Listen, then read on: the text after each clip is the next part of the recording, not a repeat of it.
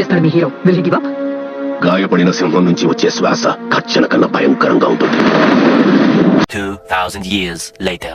చల్లడి పడితే ఒక్కడు కూడా నిలబడ్డా ఇలాంటి ధైర్యం లేని జనాన్ని పెట్టుకుని వీడియో చేస్తాడా?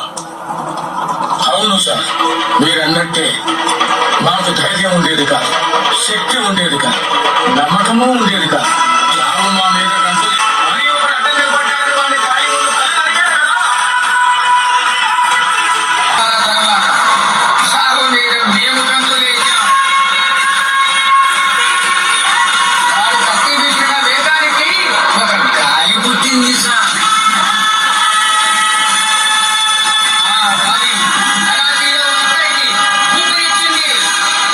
మీకొక సలహా ఇస్తాను, మీరు మాత్రం అతనికి అడ్డు నిలబడకండి.